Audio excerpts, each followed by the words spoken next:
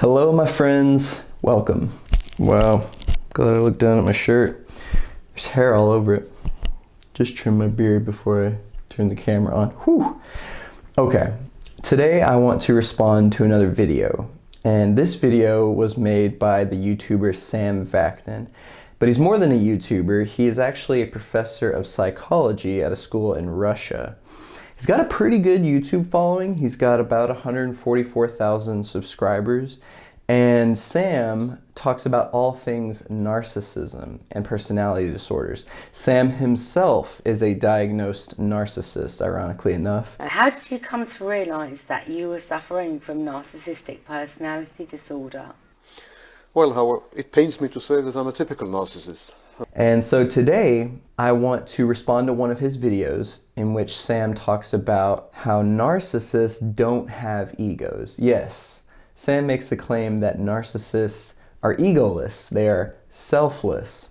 So let's take a look at some of what Sam has to say. When actually the narcissist doesn't have an ego at all. The narcissist is indeed selfless in the sense that he doesn't have a self. He doesn't have an ego. He doesn't have a self. He doesn't have an ego. So without going too deep into Sam's philosophy on narcissism and ego, I think it's important to, right off the bat, tell you guys why I'm even responding to this video. So Sam is a professor of psychology. He has decades of study and academic credentials under his belt. But when he talks about narcissism, I think he way overcomplicates ego, because so much of what Sam has to say about narcissism is dependent on this view of narcissists as having no ego, no self. But what I would say is that it's an important thing to remember that all of us, everyone on the planet, falls along somewhere on the spectrum of narcissism. We all have within us a tendency to be narcissistic. Even the most narcissistic person you know is on this same spectrum as you and I. And we all have egos, because we're all constantly telling ourselves a story about ourselves. That is what ego is. Ego is a story we tell ourselves about our life, and it's the belief that we are that story. And I don't care if you're a narcissist or a psychopath or even Donald Trump, you have a story to tell about yourself. And most of the time we believe that we are that story. That's why when someone asks us, "Who are you?" we say, well, I'm a geologist, I'm an accountant, I'm a parent, I am a friend. These are just characters we play in this story. This isn't what we actually are. And I think it's important to repeat ourselves here and to remind you that what we actually are, if we are anything at all, is that which is aware of all of this stuff happening in consciousness. But the narcissist definitely doesn't have that entity, that construct, that performs critical internal functions.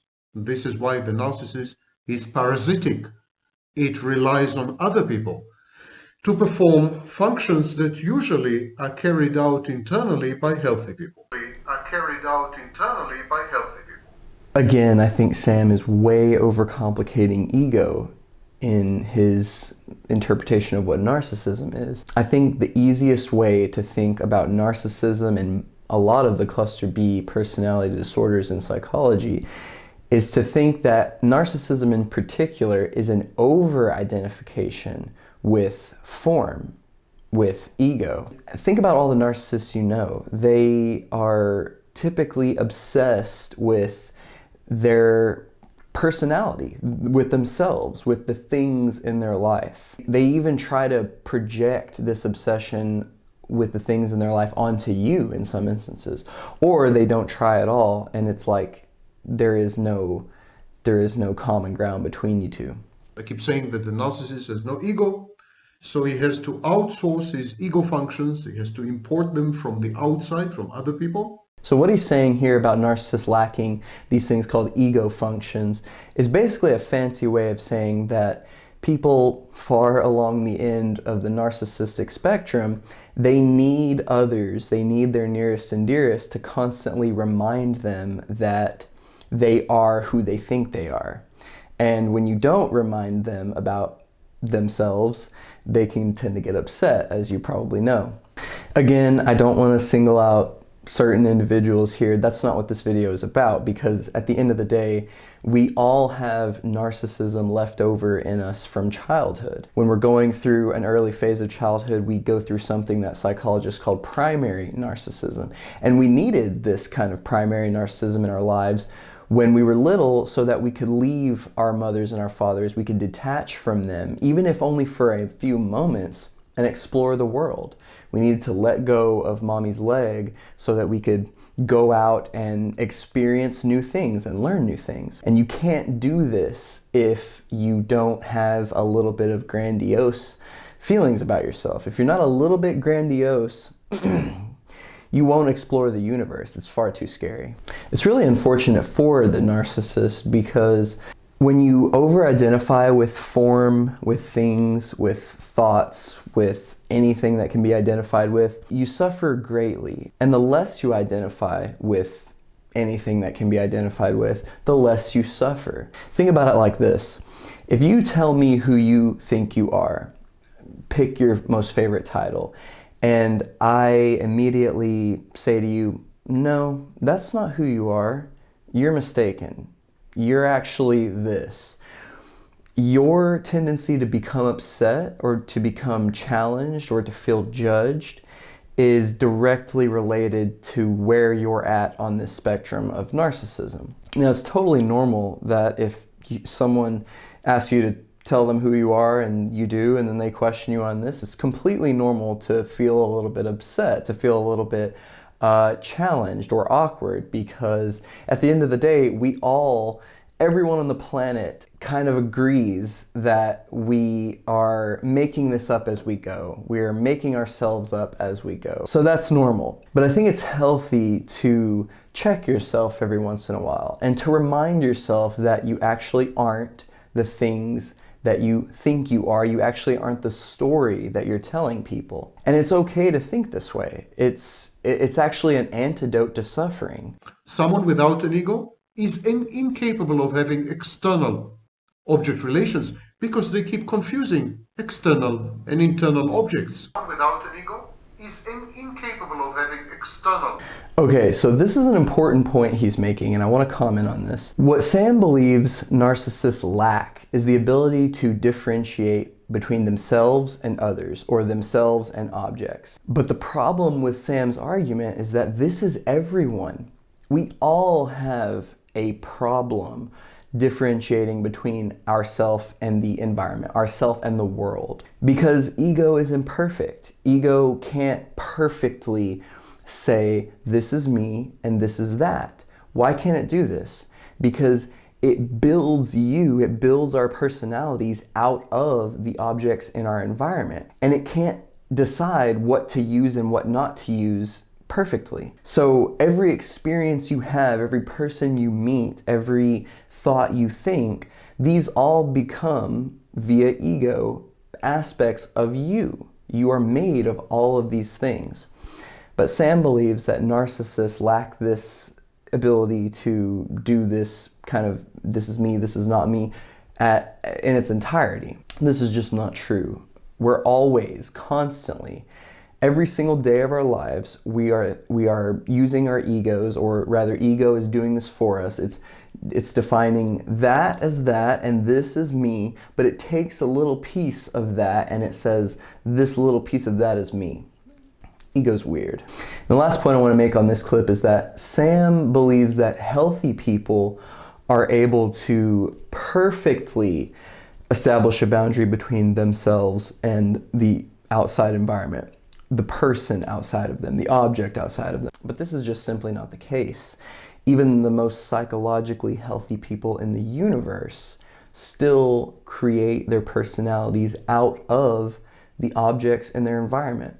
I think the point that Sam and I are both really trying to make here is that you want to get to a place in your development, in your psychological development, in which you've identified yourself in the object, in the person, in the experience, or in the thoughts that you've had, and you've said, okay, this is kind of how I'm going to relate to this, you fill in the blank, for a while. And it's not constantly changing day in and day out.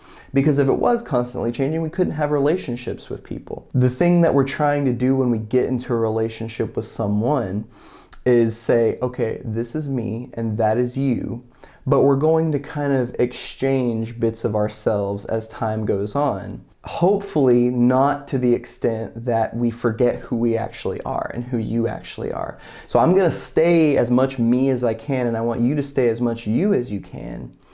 And hopefully if we do this, we can operate in a healthy manner forever. So again, I want to remind you that we all have narcissism left over in us from childhood that we needed to survive, that we needed to grow a personality.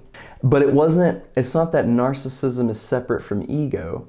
I think narcissism is just a strategy that ego uses to separate us from our parents, from our primary caregivers who wanted to keep us close and keep us safe. We developed narcissism so that we could branch out and explore the world, explore the universe. And to explore the universe, you need to feel grandiose. You need to feel like you can take on the entire universe. And this is something that we cherish about children: their bravery, their grandiosity.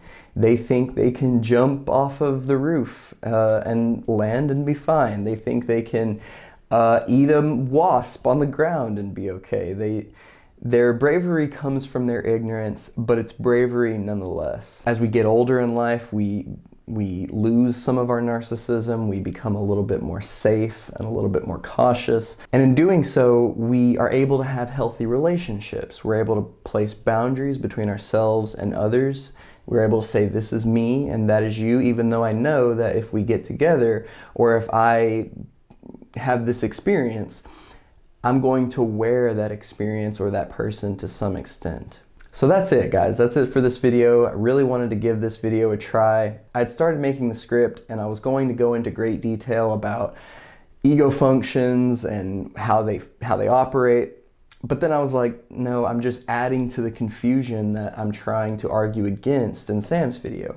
So let me just leave you with this one last thing. I'm going to repeat myself because I believe in repetition. I think repetition helps us learn. All ego is a story we're telling about ourselves and the belief that we are that story.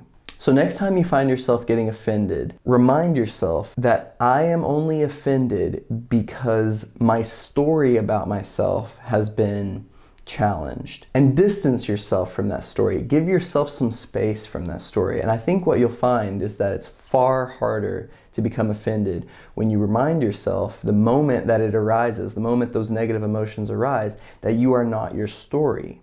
You are that which is aware of your story. Thank you guys. I appreciate you. Subscribe to this channel, like this video or dislike this video. Tell me what you think in the comments below, and I'll see you next time.